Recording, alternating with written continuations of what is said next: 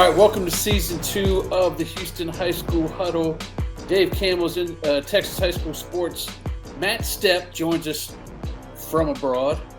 He's got his second home away from home. He'll be back in time for the start.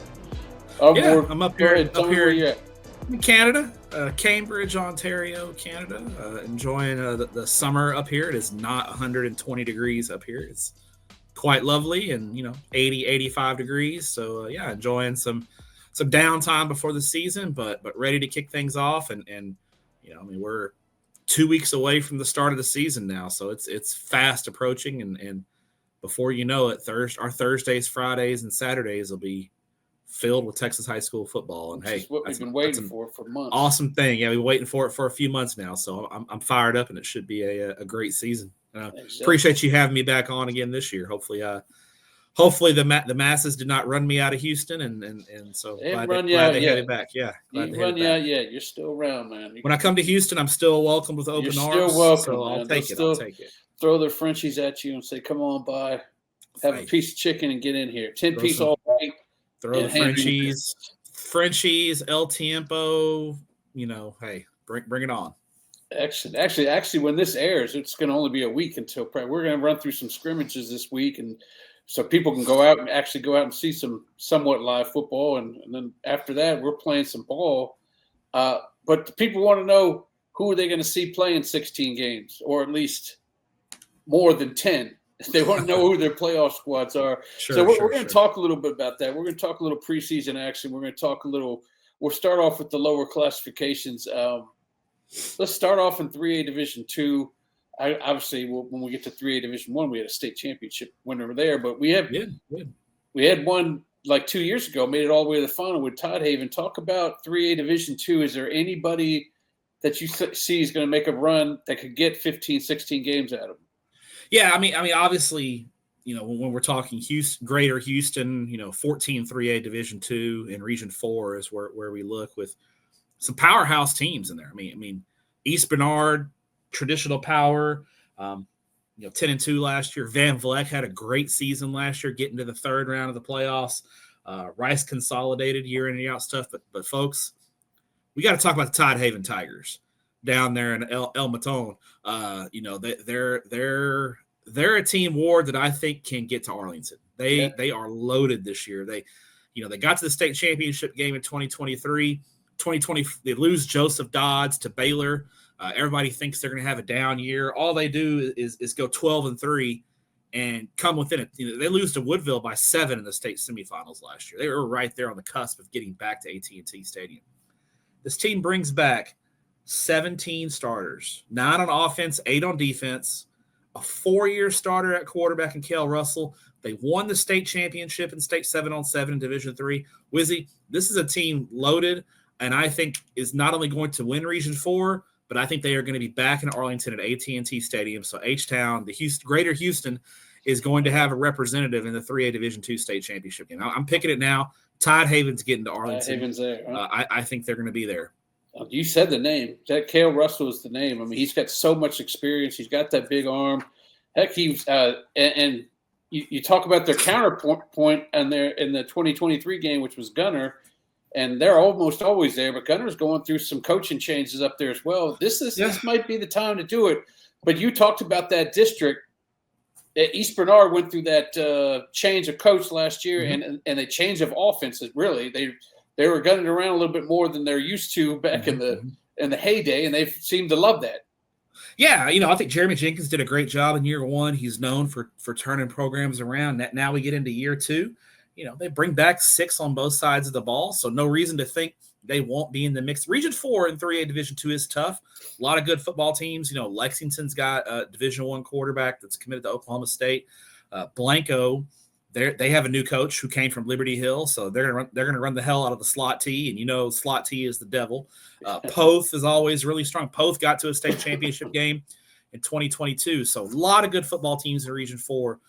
But I think Cale Russell, Boogie Galvan, TJ Galvan at Todd Haven. I think David Lucio's built a great program there. They're here to stay, and so I think Todd Haven is the team to beat in Region 4 and 3 Division 2, and I think they're gonna get to Arlington. They're gonna be fun to watch. we don't see them that much because they're so far down there. But we do get them once the playoffs start going. We start eliminating teams. We'll have a camera right there. Hey, the folks in Todd Haven get the TV station. I know they watch the show. They watch the show. There you go.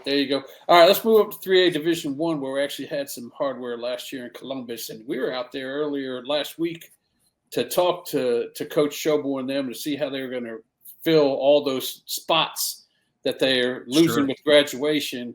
And we made the mistake of asking a lot of questions about last year. You didn't want to hear it. I don't want to hear about last year. We're talking about this year. Yeah. That's nice that you want to talk about my son up there at TCU, but I don't want to talk about that. I want to talk about what I got now. Yeah. What do they have right now? Because do you think they have a chance to repeat, or is it going to be a road hard to travel? It'll be tough. I mean, repeating is tough no matter what. When you lose, Columbus lost 4 Division I football players. Now, one didn't play all year because he got hurt in the first scrimmage for their defensive end, but he signed with Sam Houston, but it lost 4, a Division I running back, quarterback, and a linebacker. So, I mean, they lost some great players. But the cupboard is not bare at Columbus, okay? They've still got talent. Braylon Fisher, their wide receiver, is one of the top young receivers in the state, already got a bunch of Division I offers. And they bring back all 5 offensive linemen. They are going to be able to run the football. They're led on the offensive line by Keon Hemphill Woods, who 6'4", 285, already has a ton of Division I offers as well. So we're talking 2 D1 guys on offense still. They are going to have a Schobel at quarterback. It's going to be Jack Schobel, who is a different type of player than Adam. Jack's going to be more of an athletic, not the pure pocket passer that Adam was. He's going to be more of a dual threat, a more athletic quarterback. So I expect Columbus to be able to run the football. The new running back is going to be Brian Salazar, who was Rigdon's backup last year, and Rigdon missed some time with some injuries. Salazar filled in capably. So I expect Columbus to be able to run the football. You've got an elite wide receiver in Braylon Fisher. The defense is going to be the question mark for Columbus. I think they're going to score points. I think the key is going to be how their defense comes along, because they were very underrated on the defense. They got better as the year went along defensively. That'll be the key when we're talking Columbus. But Region 3 is tough. Region 3 is tough in 3A Division I. There's you got Franklin there who had been dominating the region for years and years and years. They're there.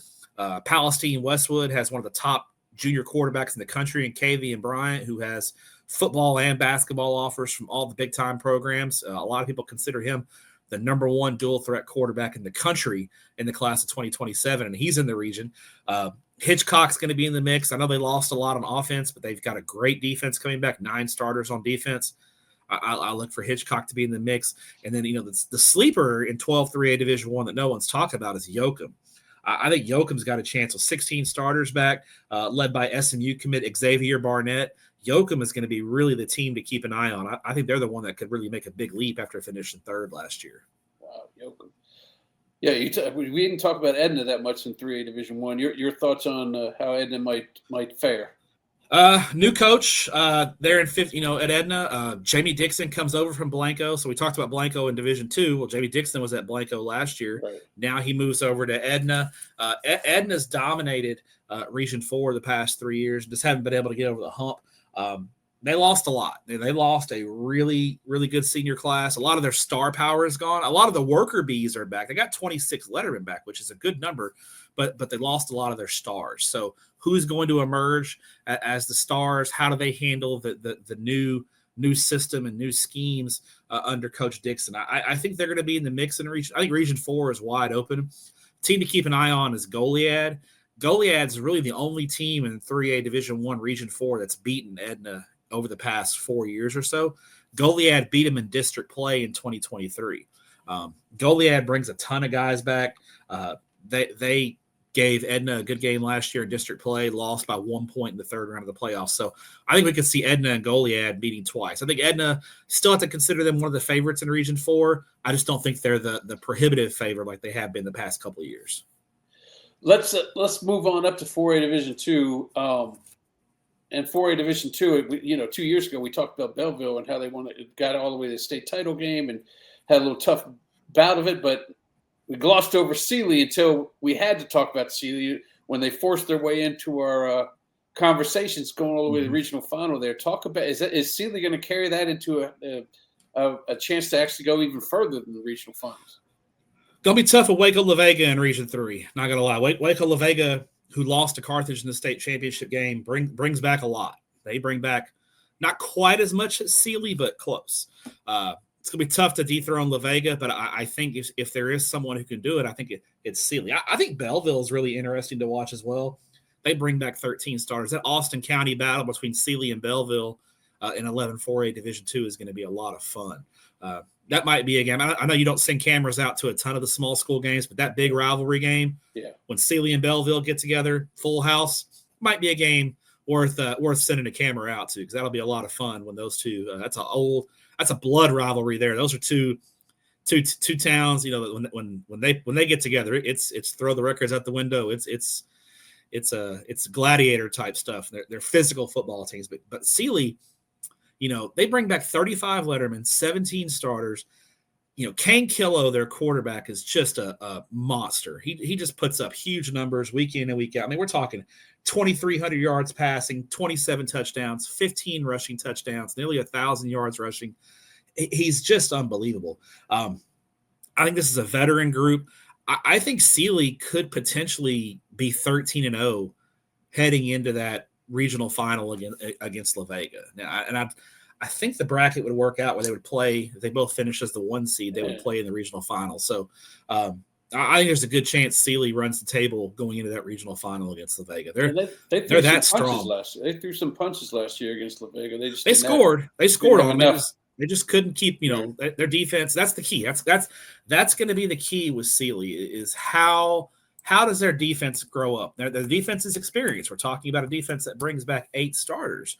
But at times last year, they got touched up, especially against the better teams on their schedule. When you look at Sealy going 10-4, the games they lost, they gave up 35. They gave up 35. They get 35 to Bay City, 35 to Belleville, 38 to Madisonville, and then 48 to La Vega. So when they played the good teams, they gave up points. And even in some of their wins last year, that they were touched up. They gave up 30. They beat LaGrange 48-38, Robinson 63-34.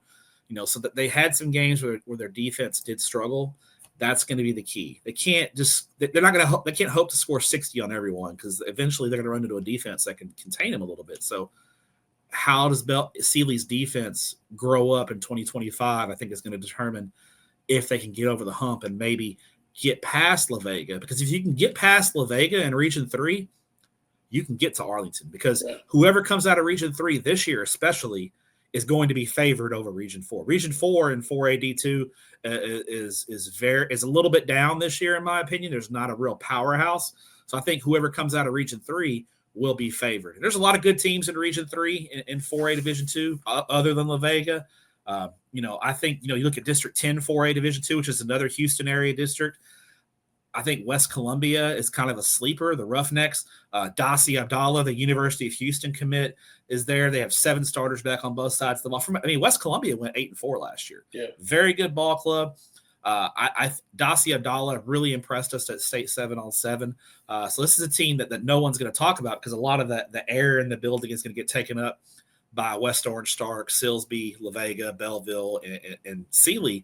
And even Madisonville to a certain extent, but watch out for West Columbia. They're a little bit of a sleeper as well. In my opinion, they're the favorite in District 10 over Brookshire Royal. I know Brookshire Royal brings a lot back, 15 starters, but West Columbia brings just as much back. So I think District 10, that battle between West Columbia and Brookshire Royal will be a lot of fun to watch. Might have a camera there. You mentioned that Belleville-Sealy game. We did have one 2 years ago. My cameraman spent the whole time like this with his phone trying to get a signal somewhere, because there's so many people there and it's just a small area. Usually, I'd like to tell you the score, but I can't. And then they all came into me like 3 a.m. I've been there, been out in the middle of nowhere, and you don't get a signal until the end of the game when you get out of town. So he's like, I haven't seen Eric Dickerson. I can't give you an update. I don't know what's going on here. I said, just relax. I wonder if Sealy did make the state championship game, if Eric Dickerson would show up. I bet he would. You think? I bet he would. Well, that'd be awesome. I'd like to see. All right, let's move over to 4A Division 1, because, to be honest with you, you talk 4A Division 1, you talk West Plains, Salina, you talk Stephenville, you talk Kilgore. You talk a lot of teams before you get to a Houston area team. I bring up Bay City because they had a little run last year, but they had a lot of seniors there too. Is there a Houston squad that can make some noise here? Watch out for Fort Bend Crawford. Okay. That's my come up, right? That's my you think about they're actually ahead of the trajectory that Iowa Colony was on when Iowa Colony opened up their first year in 4AD1. They went 2-8, I think, and then the second year they went 12-1, and then moved up to 5A. Fort Bend Crawford in their first year made the playoffs. They bring back everybody from that team. Every single player from that team last year is back. I think Fort Bend Crawford, Alvin Mosley, if you haven't seen that guy play, lightning in a bottle. Fort Bend Crawford, in my opinion, has a chance to make a run. I've actually, in my projections, I have Fort Bend Crawford getting to a regional final.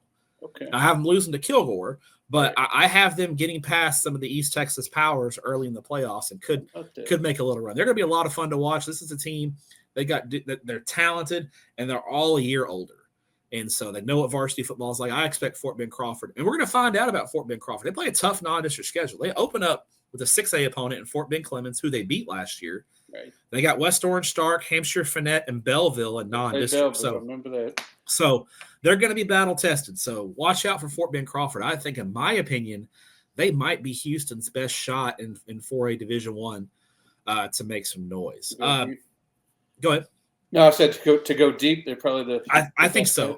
Bay City, being in Region 4, they lost a lot on offense, but I think their defense with 7 starters back is going to be very much improved.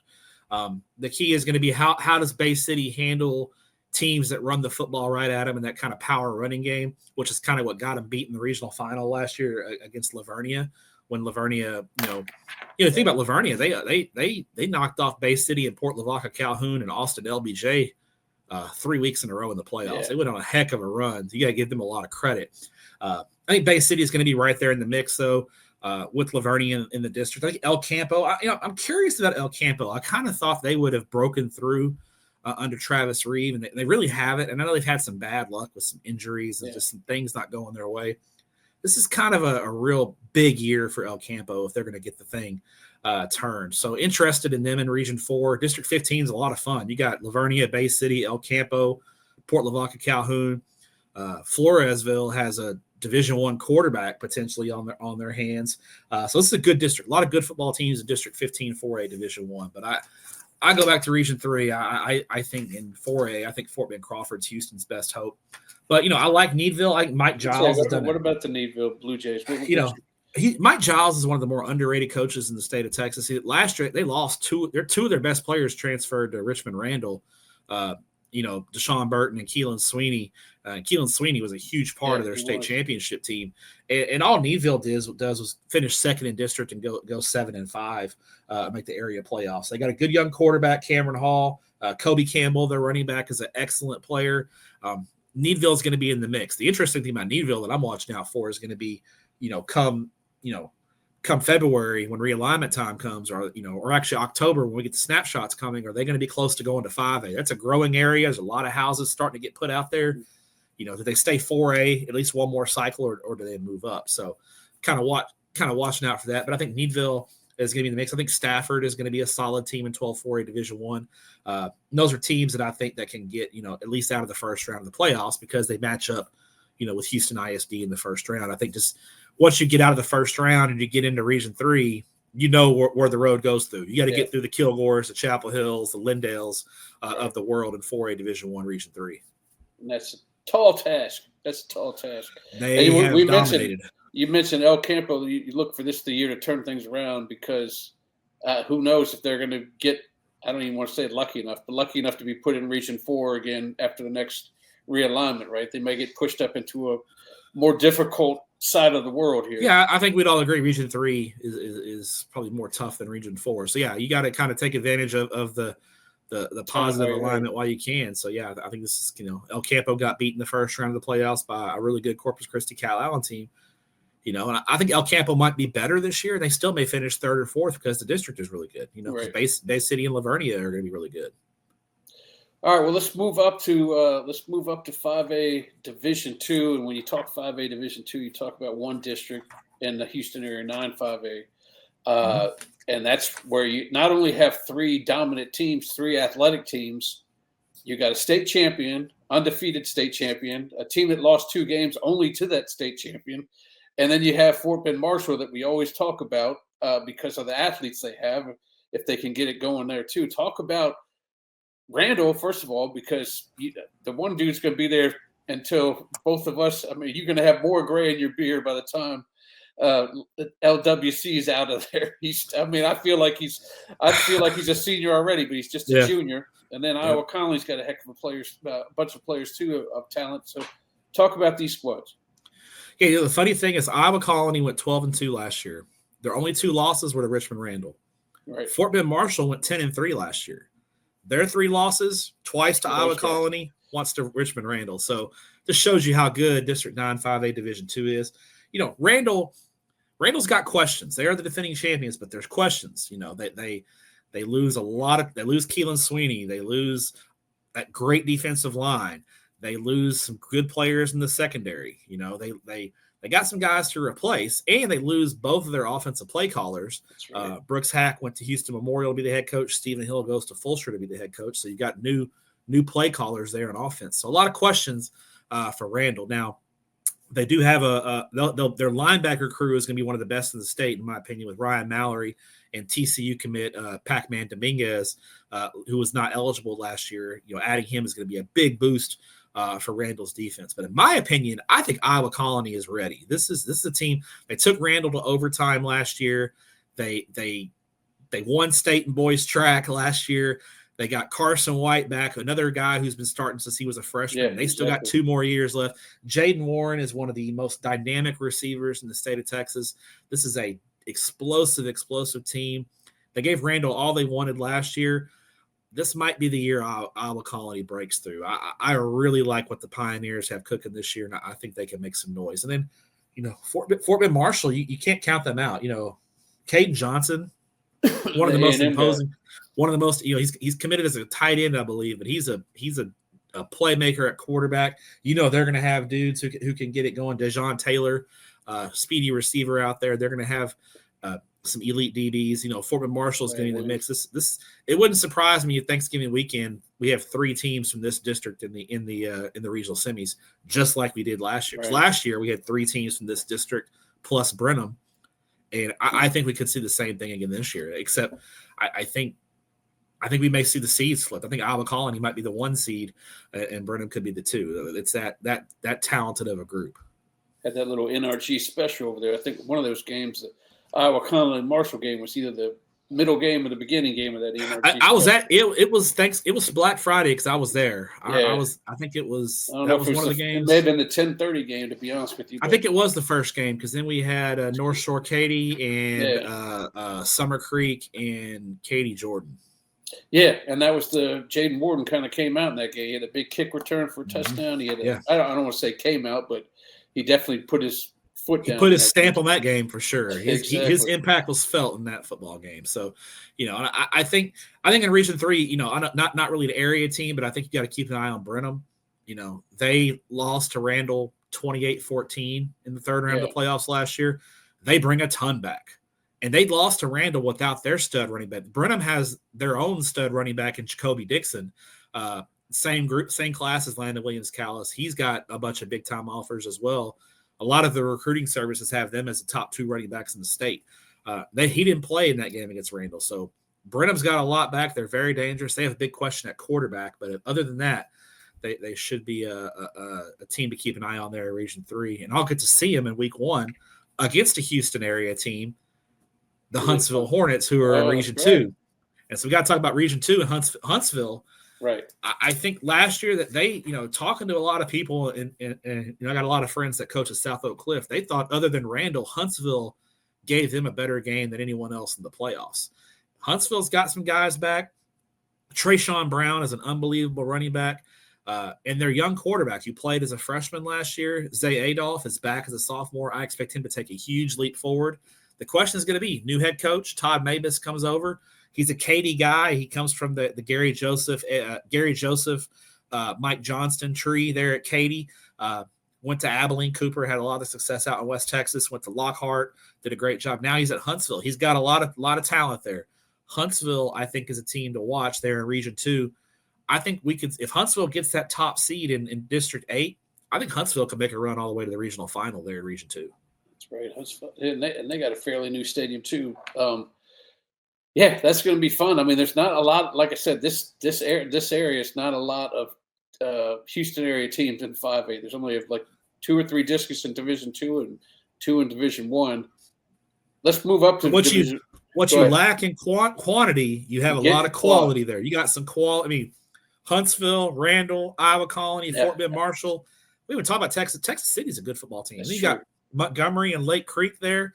Good football. Not a ton of teams in your area in 5A Division 2, but a lot of good football teams. And they can play. They can. And I think those teams, you'll have several teams playing after Thanksgiving, I think, in the Houston area in 5A D2. 4 or 5 rounds deep. Yeah, that'll be fun. Division 1, you talk Division 1, you kind of talk LaPorte, you talk Angleton. Angleton made it all the way to the state semifinal, had trouble scoring points against Smithson Valley, and finally got something going there in the second half, but it wasn't enough. And LaPorte lost to them in a barn burner of a game. And LaPorte, I feel like it's a team that's coming back. We're going to have cameras at their first game, that big rivalry game against Deer Park in week 1. That's going to be fun. I told him to get there early. I don't know if he doesn't listen to me. I'll only get second half highlights. I guarantee. Yeah, get there early. That thing is going to be the opening of the new stadium too. Yeah, it's going to be packed. So I told him, I said, you might want to get a hotel out there. I think it's funny when LaPorte plays Deer Park, a lot of their fans come to the game in hunting gear and camo. Yeah, that's right. They're going deer hunting. They're going deer hunting. Yeah. See if they get themselves a buck. It's a fun rivalry, and you're opening in the new stadium there in LaPorte. I'm going to be in LaPorte week 3. Can't wait to get down there and check out the new stadium myself. It looks awesome. I think if you're just a general Texas high school football fan and you're in the Houston area week 1, you want to see a fun atmosphere game, LaPorte Deer Park might be it. Now get your tickets early because it's going to sell out, but that's a fun one. But yeah, no, I was at LaPorte Angleton last year.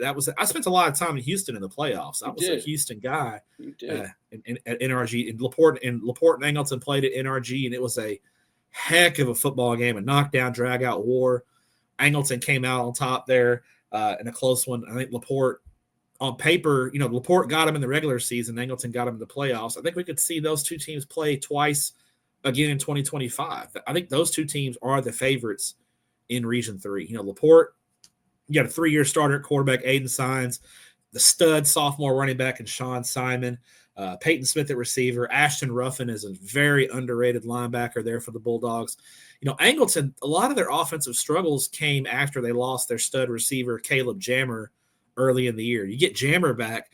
I think Angleton's offense with 8 starters back, Bryce Duran at quarterback, has a chance to be really, really explosive this year. The key for Angleton is going to be they lost a lot on defense. They got to replace 7 guys on defense. That defense was tough last year. I saw them twice against LaPorte, and against their defense against Smithson Valley kept them in it. Smithson Valley, they couldn't do anything on offense for a long time, and their defense kept them in that football game. That's going to be the key for Angleton. But I think we could, Wizzy, see both of these teams in a regional final once again. Another 2-time player there. So, is there anybody else in Division 1 we need to think about? I mean, you go to District 9, and I think Lufkin won that district last year. Yeah. The intrigue in District 9 is kind of on the sidelines because Barbers Hill, their former head coach, Carl Absek, goes to Lufkin to be the head coach. And so now he's leading Lufkin. And now, Barbers Hill has a new head coach, Cody Semper, who came over from Cy Woods. So Barbers Hill's young. They're talented. They've got some frontline talent. I just think they're a little too young this year to challenge for the district title. I think Lufkin and Port Arthur Memorial are the 2 teams to beat. I think the real battle in District 9 is going to be for that last playoff spot. Excited about Galveston ball, new head coach Amasha Brantley. They've got a young team, but very talented. It's going to be between them and Beaumont Westbrook, I think, for that last playoff spot. The good thing about District 9 is if you can get into the playoffs, you might be able to get out of the first round because you're matching up with District 10, the Houston ISD district, and usually those teams struggle come playoff time. But I think District 10 from a competitive standpoint, within the district is going to be a lot of fun to watch. Galena Park, Waltrip, Sterling, Westbury, Madison, Milby, all have a chance to compete. So within District 10, I think you're going to have a lot of fun battles and a lot of entertaining football. Yeah, shout out to Galena Park's running back Kerry Clay. The coach was telling me he wasn't sure what they had in them, and all of a sudden he said, "You know what? Right around game 2 or 3, we're going to give it to you a little bit more." And all of a sudden, pshoo, lightning in a bottle. The dude took 5'5", he's listed at 5'5", 165. He's hard to find. It's just a little fella, a little bit different than the quarterback over at Cy Woods, who we'll talk about in a little bit. But he's like favorite players in Texas. Yeah, exactly. And hey, in that offense at Galena Park, he will get his touches because one thing about Galena Park, they are going to run the football. They will run it. They'll get that game done in 2 hours and 15 minutes. Hurry them bands up. We're going to head on home. All right, let's move up to 6A. 6A. We'll start with 6A Region 2. We'll talk about the 4 districts up in Region 2. Usually when we talk up there, the last couple of years, we've been talking about Willis, but in our district breakdowns, if anybody's paying attention to that, my man Stepp thinks there might be a little jump up there in 13-6A, a little switch out for the first place team with the Woodlands maybe hopping over Willis. Why do you think that way? And what do you think about 13-6A up there? The biggest reason why I like the Woodlands over Willis this year is 2 things. Experience at quarterback. The Woodlands has it in Jack Dalton, and experience on defense. 8 starters back on defense. And Willis has got a lot of questions, especially after the recent news. The projected quarterback was ruled ineligible to transferring from the Woodlands. So I don't know what the Willis is going to do at quarterback. Do they – because the kid, they had projected to be QB is not going to be there. So I'm sure Trent Miller and his coaching staff will figure some things out. But it's a tough loss for Willis. And they were already, going to be a little bit young this year with some questions, just graduation. They lost a great senior class. That this senior class was really the core of them kind of getting rebuilt along with DJ Lagway. Lagway left a year early, but they had 31 seniors last year that were really, really talented. So they lost a good group. Now they still have Jermaine Bishop, and Jermaine Bishop is the best player. If I am having a Texas high school football draft and I'm picking one player to start a team with, I'm picking Jermaine Bishop to start my team with. Listen to me. I'm going to stop you right there because I had a question I was going to bring out later. I'm going to give you a sneak peek at what the question is. If you had the second pick, because you already said who your first pick is. We'll bring that out second. But go ahead and talk to me about you talked about Bishop, and he's not going to be able to carry. I mean, at one point they were toying playing him behind center. I don't think he really wanted to do that, but he would do it for his coach for sure. Yeah, I think if he was asked, he's a team guy, and I think he would do it for his team.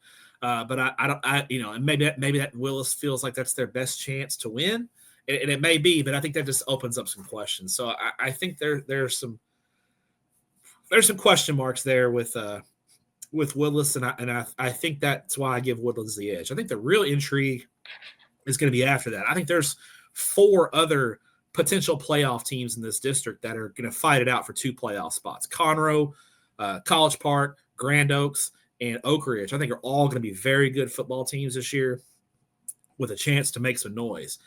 I love Conroe this year. They got a big transfer in late. CJ Mooring came over from Austin Vandegrift, and Austin Vandegrift won the state championship last year. His dad got hired as an assistant coach at Sam Houston University. So Mooring, who was I think he was at one of the Klein schools as a sophomore. I definitely remember the name. Went to Vandegrift as a junior. His dad was coach at Vandegrift last year. Now his dad takes the jump to college. Well, Mooring is back in Houston, and he lands at Conroe. So I think Conroe is going to be very exciting. College Park brings a lot of guys back. Grand Oaks, this is kind of their year. Coach McDowell kind of told me at a coach's clinic that he thought this was their year to kind of break through. And then Oak Ridge, Tyler Blackshear, the new head coach there, they have 13 starters back. So this is a really good, deep district. And I think there's going to be 2 good football teams that are week 11 airing up basketballs, unfortunately. Yeah, and the funny thing in this district, there's you talked to some coaches. I talked to some coaches. I think there's like 7 coaches who kind of talked about how they'd be disappointed if they didn't make the playoffs. Well, there's going to be 3 disappointed coaches. Exactly. That's just the way it goes. How about the rest of Region 2? Are you going to 14-6A? You're talking about Westfield, probably heads and tails, but you got Nimitz right there as well. And then of course, you got the 15 and 16 districts to talk about as well. Yeah, District 14, obviously Westfield's dominated for a long time. I think if there's a year that Nimitz is going to get them, it could be this year. I think Aldine with Nimitz and Davis should be better football. Both those teams I expect to be improved. 15 6A is going to be crazy like it was last year.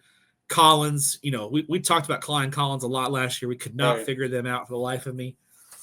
I did it. I picked them to win the district. Right. I don't know how great I feel about that, but I did pick them to win the district. So we'll see. You somehow figured them out over the offseason. I don't know. Tomball, we always overlook Tomball, and all they do is win 10 games every year. Klein Kane has been the team of record in Klein ISD. They lose a lot, but they still have big numbers. I'm super excited to see what Klein brings to the table with Nick Caduti there now. They've got a lot of talent. Klein Oak has Micah Rhodes. Houston's got such a plethora of good running backs that are young. From Landon Williams-Callis to Sean Simon to Micah Rhodes. Like, we're going to have these great running backs for a couple more years in Houston. So, and even Magnolia went 5-5 last year, and they were a 2-point conversion away from making the playoffs. They bring back 15 starters. It's a great district. And then District 16, I'm bullish on Cy Ranch. I think Cy Ranch is going to be a problem this year.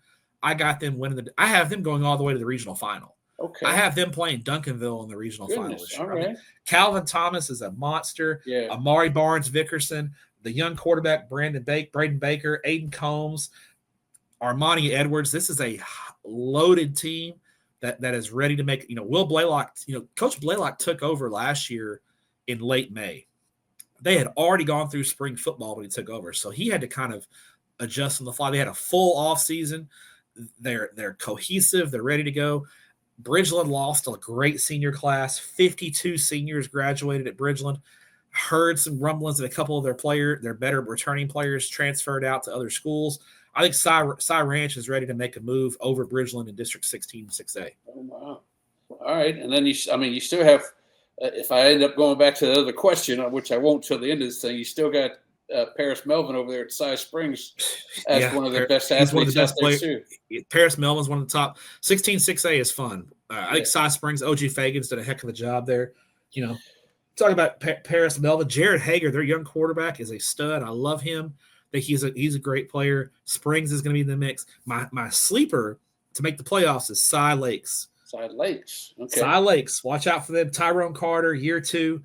15 starters back, 7 on offense, 8 on defense. They went 4-6 last year, but got better and better each game. They made state 7-on-7 this year. They got some confidence. Watch out for Cy Lakes. I got them making the playoffs for the first time in school history. Wow. What about Cy Woods? They got a bad boy quarterback. They do. They try to tackle him. Go try to tackle. Go try to tackle 5'11", 255-pound Darian Rogers and see how far that gets you.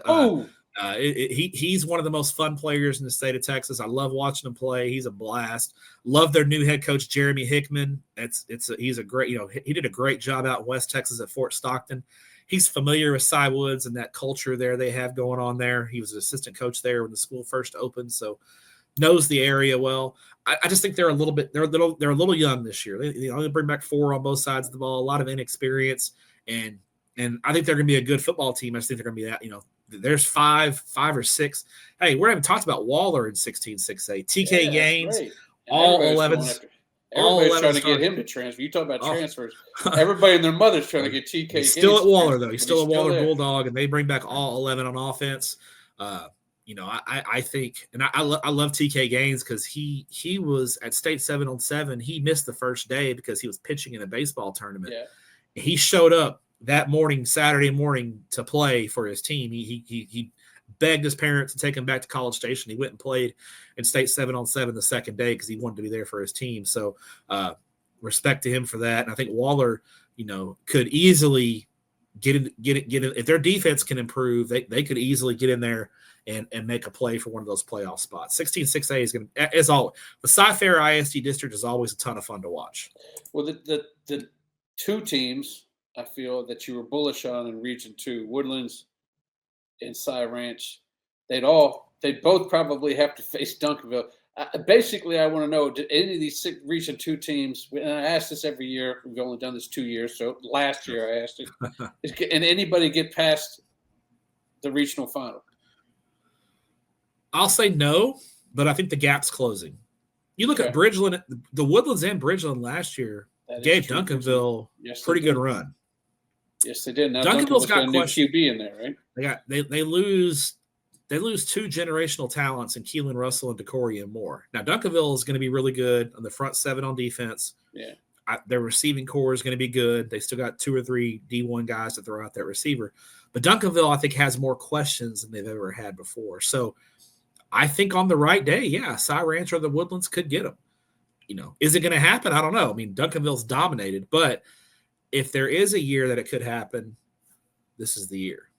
Yeah, play that perfect game, though. And I think that theme is going to carry over into Region 3 when we talk about 6A and Region 3, especially on the Division 1 side of things. Let's do it. Let's talk Region 3, man. We can talk that we got all Houston teams in this region. So let's go ahead and talk. Let's talk about when we talk Region 3, we don't have to go district by district, but we can talk about teams here. We talk about North Shore, we talk about Summer Creek, we talk about Atascocita. That, as usual, those guys went regional finals, and as it's happened maybe 2 times in the last 3 years, they had all their teams make it to the regional finals. Kingwood made it up in there too. Is 23-6A going to be as powerful as they have been in the past, and are they going to carry 4 teams into the regional finals? No. Okay. On both questions. Gotcha. I think there's more questions for North Shore to Atascocita than there were last year, especially. And I think just the odds. You're just playing the odds. I think it's going to be really hard to have all 4 teams from the same district get back to the regional final. That was pretty unusual last year, and it was a perfect storm of things. Do I think North Shore is going to be a very good football team? Yes, but they have a lot of questions. I don't think they have questions at quarterback. I'm a Caleb Maryland guy. I think, I've said it on multiple podcasts. I feel like he probably was the guy, should have been the guy last year. I think North Shore was better with him last year at quarterback, but a lot of the skill talent is young. They'll be talented, but young. So North Shore's got questions. Atascocita is going to move. They're moving their quarterback from last year. They're moving Carday Mack to back to his natural position of running back. CJ Toney is back, so they've got playmakers, but it's going to really come down to the Rashid kid, Isaiah Rashid, and him developing at quarterback. But Atascocita's got questions. They're young on offense, only 3 starters back. Their offensive line's got to get replaced, so they have more questions. So I think Kingwood could be better than they were last year, even though they went 9-5 last year. I think Kingwood has a chance to be really, really good. I think Summer Creek. Yeah. I felt like they let one slip away last year against Vandergrift. And honestly, I think if Summer Creek beats Vandergrift, I think they win the state championship last year. So I feel like they let one slip away. Offensively, man, Summer Creek is going to be dynamic. I mean, Larry Brown, Holden Miller, Benny Easter, Braylon Causey. This offense is loaded. And they got the new quarterback, Noah Spinks, that Division I kid, moved from the Dallas area down to Houston. Summer Creek's offense is going to be explosive. I talked to Coach Harrison about Spinks, and he told me that's the first quarterback he's had in a while that has taken the reins like that. Like, as soon as he moved in, he called all the receivers and said, "Hey, let's throw some. I got to get used to you guys. I got to know where." He said he's never had a quarterback that was willing to do all that kind of stuff all season, and he just loves this guy. The kid they had last year, they had to turn him in. They had to develop him into a quarterback. Right. He was a receiver, and he was great towards the end of the, especially his senior year. The question for Summer Creek is going to be defensively. They're going to be a little bit young on defense. How do they grow up on that side of the ball? So there's a lot of 6A, especially in Division I, is going to be full of a lot of landmines. In Region 3, and I think it starts with Ridge Point. I think Ridge Point is as loaded as they've ever been. If there's a year that Atascocita and North Shore are going to get knocked off, it's this year, because Ridge Point is absolutely loaded. I think Katy, no one's talking about Katy, which is weird. It is so weird that no one's talking about Katy. I think it's likely that Katy goes Division I, but they're because it's only because they're not sure who the QB is going to be. But I mean, all you got to do is learn that. You got to learn play action. You're going to be fine. Here's the thing about Katy that really intrigues me about Katy they're very senior heavy always. Usually when you get the questionnaire in from Katy, they've got like 3 and 4 back, that kind of thing. They got 8 back on defense. That is the last time they had that many guys back on defense was probably 2015 when they had among the most dominant Texas high school football seasons of all time, when they had, I think, 3 4-year starters on that defense. They got 8 back on defense. When Katy has that many back on defense, plus their number 1 running back and Tremaine Hill is back, the quarterback situation will work itself out. We'll be all right. All right. Katy does a great job of developing their quarterback in their system. And when they have a guy that they need to be a bus driver, they let him drive the bus. They let him hand the ball off to all the running backs, and they're smart with their passing game. And then as the year goes along and the quarterback gets more comfortable, they open it up a little bit more and a little bit more. And that play action just works so good because Katy has an identity and they have a system, and that play action game works. Listen, Ridge Point's going to get a lot. Ridge Point's going to get a lot of the attention because of the talent they have. The North Shore of Tascasita, a Katy team that's just lurking in the weeds, no one's talking about, scares the hell out of me. Don't be surprised if we see Katy in a regional final. They are that talented and that good. It's so weird to say, but don't sleep on Katy. Exactly. It's so weird to say that, but I'm telling you, this could be the year Katy reemerges. 3 years ago, I would have slapped you across the face if you said that, but now I'd have slapped myself. Yeah, I'd have pulled a Jadakiss and slapped myself. So yeah, it's just watch out for Katy this year. I think they are primed. Yeah, you brought up when you were talking about Summer Creek. Another thing I got out of the Harrison conversation. Maybe you know this. Maybe you know it to be true or not. He feels that after the next realignment, he's going to be Division I, and the Tascasita will be Division II. So he's trying to. This may be his last hurrah to A, get revenge on DeSoto, because I know he wants that, and B, finally get to that state final game if DeSoto gets there. You're right. Yeah, I don't think I don't think they're making it either. Yeah, I'd be surprised, but yeah, I think Summer Creek again. They missed an opportunity last year. I thought last year the title was theirs for the taking. It's going to be tougher this year. Not only getting out of Region 3, Region 3 and Division 2, I think Summer Creek's the favorite, but Shadow Creek's going to be there. There'll be another couple of teams that Hightower, I think, is young but very talented. So, I think they can get to the semifinals? Yeah, but you're going to have a rematch with Vandergrift, and Vandergrift brings a lot back. So that's going to be a tough game. And then if you got to a state championship game, I think South Lake Carroll's the number 1 team in the state preseason. They bring back 19 starters. It's going to be tough. I think last year was a missed opportunity for Summer Creek. So we'll see how it plays out for them in 2025. Let's talk a little more about Division II. Last year, Katy Jordan kind of snuck up in Division II, or not snuck up, but they arrived and showed themselves.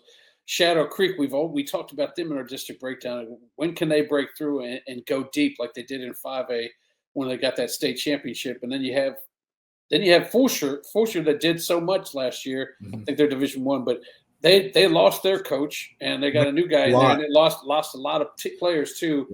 Yeah. But they're also in a district that's not super strong, except if all they have to really learn to do is tackle Johnny Abear, and all of a sudden you might have yourself a district title there. Let's talk about Division II and who you think might be. I think we both agree that's the weaker of the 2 divisions in 6A, but we might be able to cut through there and reach the 3. I think Summer Creek's the favorite, obviously. Yeah. I think, then I think Shadow Creek, you got to think, is probably the next best team on paper. But, ever since they won that state championship, they've kind of had a lot of playoff underachievement. So it'll be interesting to see kind of how Shadow Creek handles, especially that last year, that shocking first-round playoff loss they had last year. So kind of getting that out of their system a little bit and kind of hitting the reset button. And so I've talked to Coach Tyrone Green about it, and that's kind of what they did this year. They kind of had to reset and kind of get back to basics this offseason. So I think if you're looking for teams to challenge Shadow Creek, I think it starts and ends really with Shadow Creek. I think it's the Creeks. I think it's Summer Creek. I think it's Shadow Creek. We'll find out week 1, right? Yeah, I think after that you really have to stretch, unless there's something weird where like a Katy gets thrown into Division II somehow. Hightower is always very talented, but just so young on defense this year. I think they're a year away from really, being a contender. Jordan and Tompkins are going to be solid, but I just don't think, then you got, maybe a team, I don't think Cy Falls goes Division II, but if somehow Cy Falls ended up in Division II, maybe. But I really think in 6A Division II Region 3, we're talking about the Two Creeks. Straight Jesuit, obviously, with Johnny Hebert. I think he just recently committed to Houston. Yeah, he flipped to Washington State to Houston. I made 10 bold predictions, and I think I said Johnny Hebert was going to run for like less than 2,500 yards, which if Johnny Hebert runs for 2,300 yards, that's an unbelievable season. It's going to be hard for him to top what he did last year.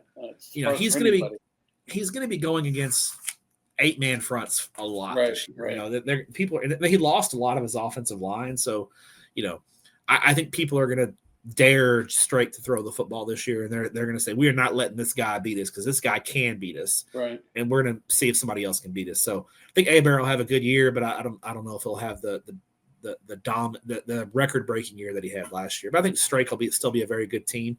I think with Fulsher having a lot of questions, I think Strake could win the district this year, though. Well, let's go back up to Division I.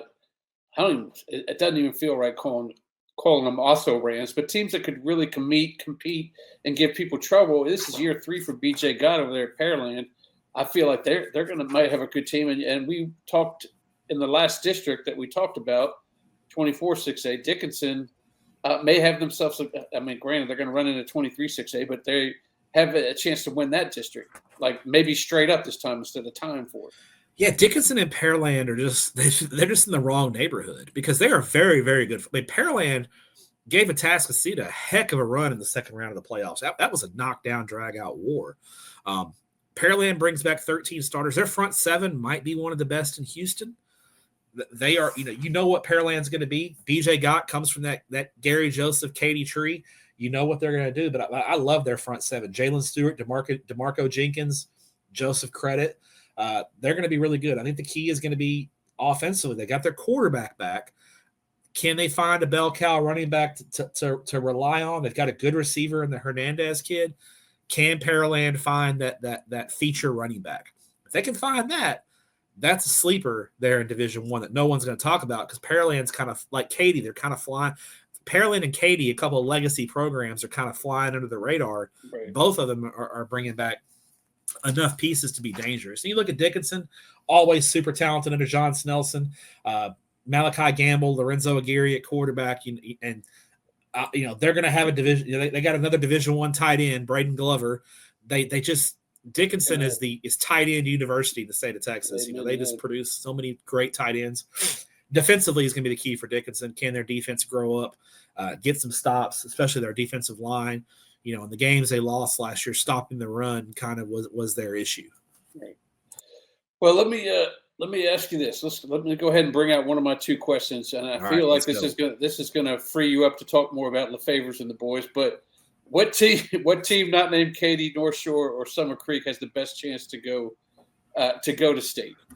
Yeah, it's Rich Point. I think they're as talented as they are. It starts because they're good up front. Avery Morco, Hugh Smith, those 2 guys, Jordan Burnett on the offensive line. They got 3 Power 5 commits on the offensive line. The Smiths on defense, Romare and Robert Smith. They got the Dawsett kid in the secondary who's really talented. There's just playmakers everywhere. Right. If there's a year Rich Point's going to get it done, it's this year. They got to answer the quarterback question. He lost Austin Carlisle. If they had Austin Carlisle one more year, I'll say if Rich Point brought Austin Carlisle back, they might be preseason number 1 in the state. Yeah. It would be a tough choice between them and Southlake. But he's at U of H, so it is what it is. But they got to figure out if they can figure out the quarterback situation. And I've been told they've got 2 guys they feel good about. It's just a matter of who wins. But I think what you can't have is a quarterback controversy. You got to find a guy and pick a guy and go with it. So can't do that too for Dio. But Rich Point, I think, just because of up front on both sides of the ball, I think they're the team aside from those 3 that could from the Houston area get to AT&T Stadium. You do know we went through Region 3 and we didn't say a word about Lamar. And Lamar, is Coach Lindsey was pretty excited about his squad, but I think they're going to be better than they were last year. But it's just 6A Division I Region 3 is just such a meat. I think you can probably, you look at. I think they can get out of round one. I think they could get to the second round, but then as soon as you get to the second round, it's just such a meat grinder, and that's the tough part about it in the Houston area. To me, in 6A in Division I, the Houston area is deeper than the Dallas area with good teams. I think the Dallas area Division I is pretty top heavy with Duncan.